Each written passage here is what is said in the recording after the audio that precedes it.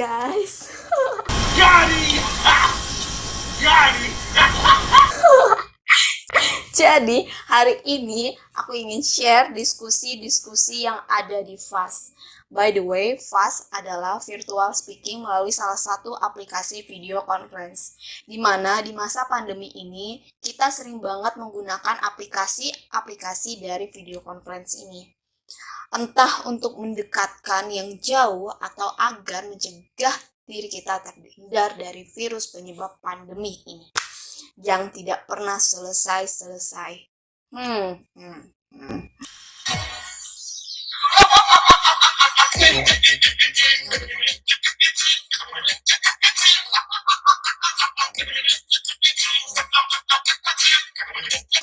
Oke, sama siapa aja sih FAST ini dan apa saja yang kami bahas di dalam FAST ini? Yuk, sama-sama kita nonton video ini sampai habis. Selamat menonton! Hai, siapa nih kalau kerja mikirnya uangnya aja? Nah, halo. Jadi, hari ini kita akan membahas mengenai pendapatan atau gaji dari pekerjaan-pekerjaan yang ada di FAST sebelumnya. Apa ada perbedaan pendapatan di masa pandemi ini? Yuk sama-sama kita cari tahu. Tapi sebelum itu jangan lupa subscribe ya, karena subscribe itu gratis. Makasih, selamat menonton.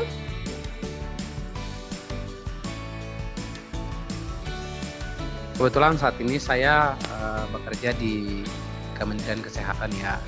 Anggaran COVID di Kemenkes itu sangat gede ya. Kalau teman-teman lihat itu bahkan kita yang dulu kelola anggaran normal itu sekitar 40-60 triliun. Nah sekarang ini naik sampai 4 kali lipat sampai sekitar 200-an triliun ya. Ini bisa buat saya mabuk nih. Cuci tangan pakai sabun kan, sekarang kita pakai Dettol. Jalan-jalan keluar harus pakai masker. Di Kemenkes bahan mungkin semua ya. Kalau teman-teman ingat kemarin PNS itu sejak adanya pandemi memang anggaran diproses semua untuk COVID ya. Sehingga ini juga berdampak pada penghasilan PNS. Kalau dari sisi gaji itu sebenarnya tidak ada pemotongan, Feby. Tetapi dari kemarin misalnya contoh THR, kemudian gaji 13, itu kan biasanya ada komponen tunjangan kinerjanya. Nah kemarin setelah pandemi udah 2 tahun berturut-turut ini kita hanya terima gaji pokok toh.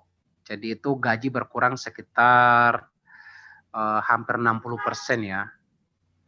Tapi itu hanya gaji 13 dan gaji 13 dan THR ya. Tetapi kalau gaji pokok dan lain-lain ya tetap seperti biasa tidak ada pengurangan. Nah, tetapi kalau dari sisi pendapatan itu menurun sangat drastis ya, Feby. Sangat drastis dan itu terjadi bukan hanya di Kemenkes tapi semua kementerian. Nah, kenapa KFM bilang menurun secara drastis? Jadi kalau sebelum pandemi dulu, nah kita itu tidak hanya mengharapkan gaji saja setiap bulan terima gaji. Jadi sebelum pandemi dulu tuh KFM itu bisa rapat kemana-mana, ya sehari itu bisa rapat ya minimal 2 kali, sekali atau 2 kali itu ada uang rapat gitu ya, ya lumayan uang rapatnya. Kemudian kita ada yang namanya rapat di luar jam kantor. Nah, itu ada sebelum pandemi. Jadi kalau PNS di pusat itu ya dalam tanda kutip nggak tunggu habis bulan gajian doang, tapi ya ada pemasukan setiap hari itu ada, entah itu uang rapat entah itu uang kegiatan di hotel atau apa, atau honor narasumber segala macam, itu ada ya, baby. Tapi setelah pandemi itu pendapatan di luar gaji itu jadi hilang semuanya ya. Jadi hilang semuanya. Ya kayak Frame tidak menyembunyikan berkat Tuhan. Tetapi sebelum pandemi itu ya kita bisa take home pay ya. Take home pay sebulan itu bisa 2 digit lah. Ya, itu sebelum pandemi. Tapi setelah pandemi sekarang itu harap gaji to. Benar-benar gaji to sama tunjangan kinerja. Jadi take home pay-nya ya take home pay gaji dan take home pay tunjangan kinerja. Ya, kalaupun ada sedikit-sedikit, ya paling rapat sebulan sekali atau 2 kali. Kan kita selalu rapat daring. Nah, rapat daring itu kan nggak ada uang rapatnya, nggak ada uang transportasinya, seperti itu. Kemudian sebelum pandemi, KFRM itu bisa terbang keluar daerah, itu sebulan itu bisa 4-5 kali ya. Dan puji Tuhan pendapatannya juga bisa dapat dari sana karena dapat uang perjalanan dinas. Itu sebulan lebih besar dari gaji untuk uang perjalanan dinas saja. Gaji sama tunjangan kinerja. Tapi setelah pandemi, KFRM itu setelah pandemi itu baru KFRM ingat tahun 2020 itu KFRM terbang terakhir itu bulan Januari atau Februari 2020. Setelah itu baru terbang lagi di Oktober 2020 sekali.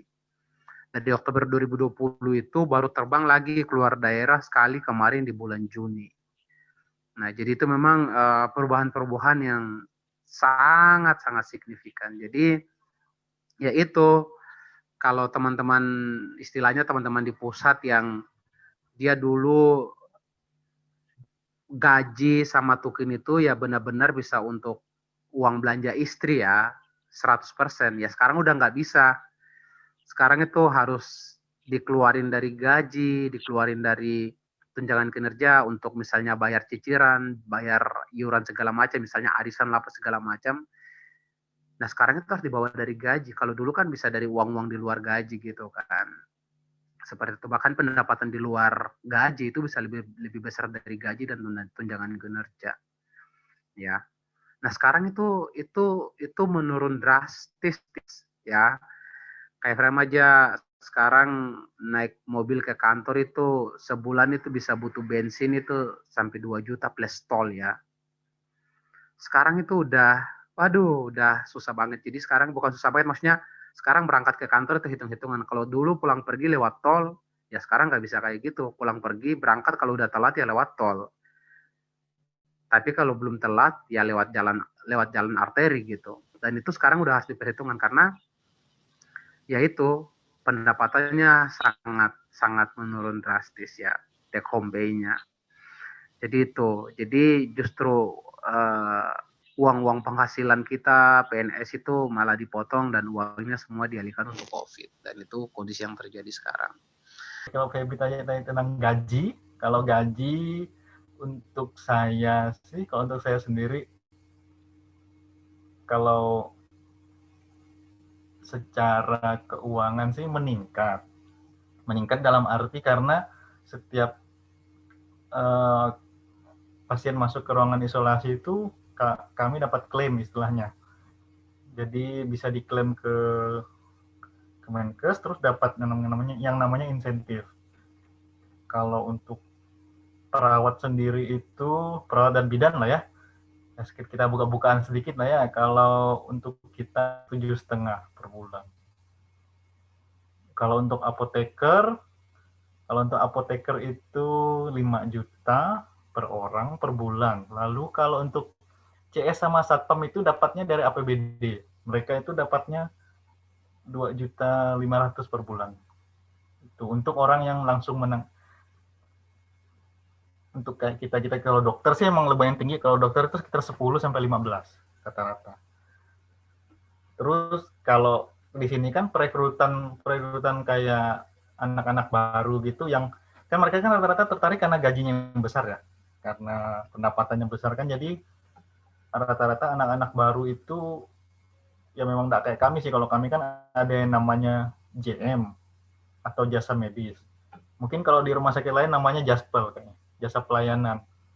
Nah, kalau di kita itu, kalau untuk kita yang orang-orang lama lah ya, kalau sebulan itu bisa, kalau kita totalkan tuh hampir, kalau pakai Pak C bilang ya, hampir 2 digit juga malahan. Kalau untuk perawat lah ya, untuk tenaga kesehatan lah ya. Rata-rata sih kayak gitu.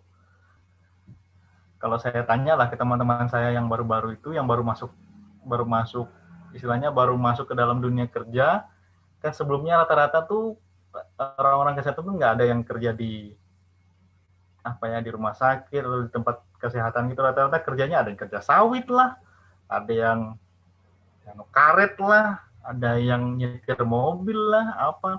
Tapi mungkin ini hikmah ya kayaknya ya, karena ada beberapa teman-teman saya itu justru bersyukur karena akhirnya mereka dapat mengaplikasikan pelayanan keperawatannya istilahnya. Jadi ilmu keperawatan mereka tuh nggak hilang. Tuh, menurut saya ya. Iya, kalau kalau kita lihat dari sisi baik dan buruknya ya tentu saja pasti ada. Cuman kalau bisa kita terus lihat sisi baiknya ya puji Tuhan gitu. Penghasilan ya, Pep. Jadi kalau untuk penghasilan sama sih, karena kami kebetulan saya sudah PNS, jadi untuk masalah gaji nggak ada pengaruh sih sebenarnya. Tiap bulan gaji masih normal. Insentif kalau di daerah kami juga masih normal seperti biasa. Cuma kalau dibandingkan sebelum COVID sama sesudah, memang lebih enak sebelum lah sama awal tahun ini, karena yang tadi saya bilang tadi, awal-awal itu kami hentikan, posyandu dihentikan, otomatis kami nggak ada kegiatannya. Jadi kalau kami nggak ada kegiatannya, berarti nggak ada SPPD-nya lah begitu. Padahal kan situ cakirannya kami lah gitu, turun ke posyandu tiap bulan, tiap hari ya, sampingannya dari situ, sedikit-sedikit lah tambahannya dari situ, dari dana BOK yang membiayai perjalanan kami itu. Nah, kalau ditiadakan posyandu, otomatis nggak dapat, walaupun kerja kami diganti sama tim screening. Tim screening di tempat kami pun sayangnya untuk pembagian insentif COVID pun tumpang tindih sebenarnya di kabupaten kami. Makanya yang dapat cuma teman-teman yang kerja di RSU di kabupaten sama puskesmas yang berada di dalam ibu kota kabupaten. Nah, kami yang di kecamatan itu malah nggak dapat. Nggak tahu lah alasannya apa, kendalanya apa. Cuma nggak dapat lah kami. Pokoknya tahun kemarin itu nggak dapat sama sekali. Nah, itu sih, Feb. Ada pendapatan dari misalnya aku ngasdos itu tuh sebenarnya ada gitu, tapi ya mungkin nggak terlalu banyak ya, seperti kakak-kakak yang sudah kerja di instansi yang dibilang sudah ada, yang sudah PNS, ada yang kerja di mana kayak gitu, atau ada yang kerja di dinas kesehatan, puskesmas kayak gitu. Tapi aku bersyukur, maksudnya di tengah corona seperti ini aku lebih banyak membuka mindsetku sih, maksudnya kerja itu ternyata bukan hanya di kantor saja kayak gitu. Kalau aku handphone aja aku bisa jadikan pendapatan gitu loh, dari handphone aku bisa menghasilkan kayak gitu, walaupun dibilang nggak terlalu banyak ya Feby, tapi itu kalau aku kan orangnya semua cukup, kalau aku bilang kayak gitu, aku harus mencukupkan apa yang aku dapat itu, aku cukup kayak gitu. Aku sih kayak gitu, aku lebih bersyukur yang ku dapat itu hasil dari jerih payahku kayak gitu, daripada aku harus meminta kayak gitu. Tambah lagi sudah tanggung jawab kita ya, maksudnya sudah lulus nih, apalagi S2 itu kan, nyandang S2 itu berat loh, nyandang nama master itu sebenarnya berat sekali loh, bukan yang kaleng-kaleng lah ibaratnya kayak gitu, karena kan kita perjuangan kita untuk menggapai mimpi itu kan nggak segampang kita menelapakkan kayak gini ya, main-mainin tangan kayak gitu, tapi itu penuh dengan perjuangan. Jadi walaupun pendapatan aku mungkin cukup bagi aku, ya mungkin itu tidak, kalau dibilang apa ya, karena sudah aku bilang aku tuh orangnya bersyukur atas yang aku dapat, jadi aku nggak terlalu terpengaruh sekali kayak gitu. Kalau aku sendiri kayak gitu. Tapi kayak gimana aku bisa, oh ya, apalagi ya kerjaan yang bisa aku tambah gitu, supaya cukupku ini tambah cukup lagi kayak gitu. Itu kalau aku kayak gitu. Jadi selesai S2 pun aku tetap harus belajar kayak gitu.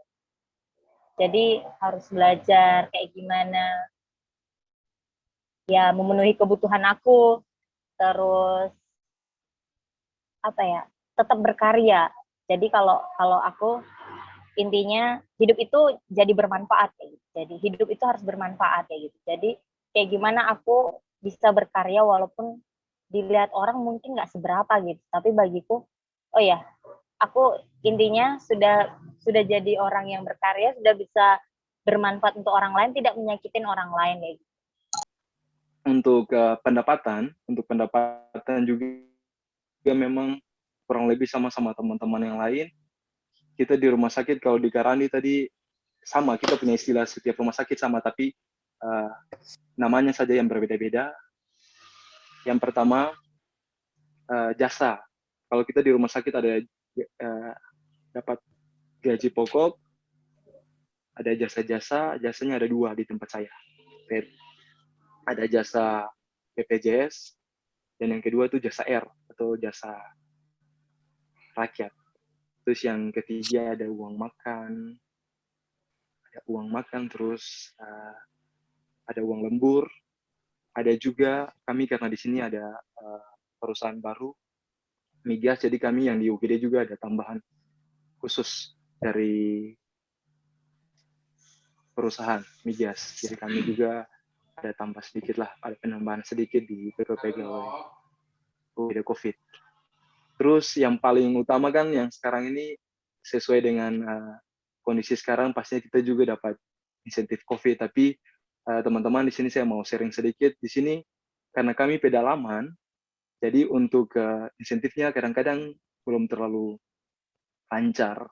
Karena kemarin juga katanya ada yang korupsi ya, teman-teman di pusat, jadi ada sedikit yang bermasalah sebenarnya sih. Jadi semoga Kakek Efraim bisa jadi data lah sedikit untuk bisa dievaluasi lagi Kak dari kami. Jadi waktu dulu tahun 2020 sempat kami dapat beberapa bulan itu full, tapi untuk kali ini nggak dapat full. Ada kalanya 5 bulan sekali, 3 bulan sekali malah. 3 bulan sekali lah dapatnya, ya sebanding sama teman-teman rumah sakit lainnya.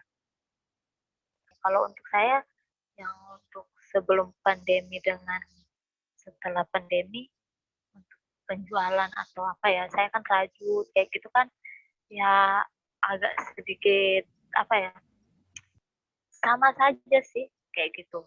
Jadi kalau untuk pendapatan sekarang yang sebelum menikah dengan setelah saya menikah itu agak sedikit, bukan agak sedikit sih, banyak berubah.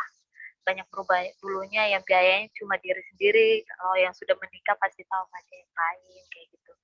Dulu biayanya cuma untuk pribadi sendiri. Nah, sekarang harus biayanya itu untuk 2 orang berdua kayak gitu. Jadi bukan berarti ya saya kerja untuk 2 orang, tidak, tapi maksudnya dari penghasilannya itu saya harus bisa memanage yang namanya untuk makan, terus keperluan yang tidak perlu itu saya harus di-X kan kayak gitu.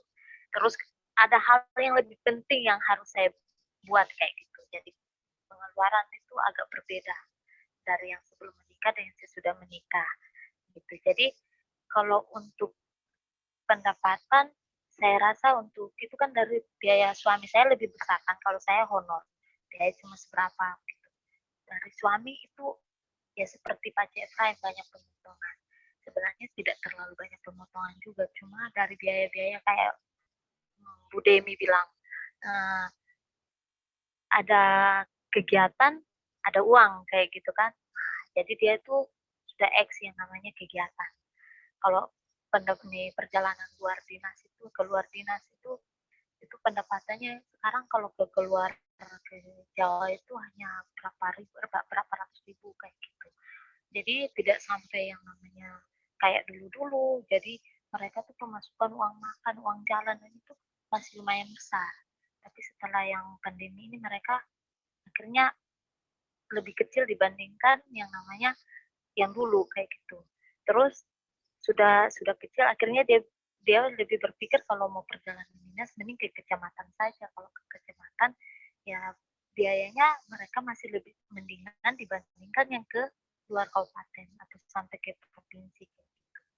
Jadi untuk pendapatan yang memang menurun, tapi untuk biaya hidup ya puji Tuhan di sini memang kalau mau bilang ya, kalau dibandingkan daerah saya di NTT sama di Kepulauan Aru untuk masalah kayak jual beli barang itu di sini lebih mahal. Mahalnya itu sampai 2-3 kali lipat. Tapi kalau untuk makanan kayak untuk ikan segar kayak gitu itu sangat murah. Jadi saya bersyukur pindah ke sini kayak gitu. Untuk makan minum ada yang mahal, tapi sekaligus bersyukur tanya dapat ikan itu segar-segar, tidak pernah ikannya melek, tidak pernah kayak gitu. Jadi senang kalau untuk pendapatan itu. Jadi lebih memanage dengan pendapatan yang dulu dan sekarang dulu ya. Sekarang kayak karena sudah honor, jadi puji Tuhan ada pemasukan lebih banyak. Terus salingannya sama yang tadi online. Jadi bisa rajut kayak gitu. Nah, yang kendalanya di sini kurang tahu sih di tempat yang lain kayak gimana. Tapi kalau di sini kadang-kadang honor itu pendapatannya itu dikasih tidak tepat waktu. Jadi kadang sudah akhir-akhir bulan baru terima. Kadang sampai 2 bulan, 3 bulan baru ada yang terima kayak gitu. Jadi ya kesusahannya itu. Nah, kalau mau ke kantor kayak gitu, kalau dekat ya enak. Kalau teman-teman yang lain yang honor gitu, mereka tuh kadang-kadang banyak mengeluh kayak kira-kira datang ke kantor pakai apa kayak gitu. Tiap hari kita kerja tidak dapat gaji kayak gitu kan. Kan kesian kayak gitu. Kalau saya sih ya kayak bersyukur. Walaupun ada kurangnya tetap bersyukur pasti dicukupin kayak gitu kan. Jadi kalau untuk pendapatan dulu dengan sekarang memang ada perubahan, lebih memanage lagi. Banyak yang banyak keinginan yang harus dikurangi kayak gitu, yang tidak penting kayak gitu. Terus kalau masalah gaji, dari after dan before-nya sama aja kalau di perusahaan. Kebetulan perusahaan saya itu, tempat saya bekerja itu adalah perusahaan yang baru. Dalam tahun ini sudah berjalan 2 tahun. 2 tahun kita belum ada namanya pengurangan karyawan. Yang ada itu adalah pengurangan teman-teman yang kerjanya harian. Bukan kontrak, bukan karyawan tetap yang dikurangi. Cuma yang dikurangi adalah teman-teman kita yang kerjanya harian, freelance, gitu ya.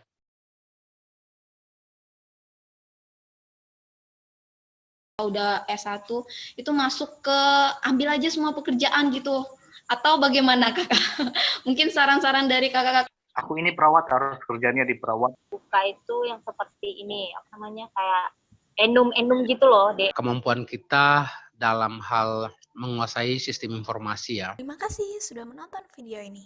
Jangan lupa subscribe dan klik tombol loncengnya agar setiap uploadan video terbaru masuk di pemberitahuan kalian. Jika kalian menyukai video ini, silakan di-like. Jika ada kritik dan saran, silakan tulis di kolom komentar di bawah ini. Jika menurut kalian video ini bermanfaat, silakan di-share video ini sebanyak-banyaknya. See you next video. Bye-bye.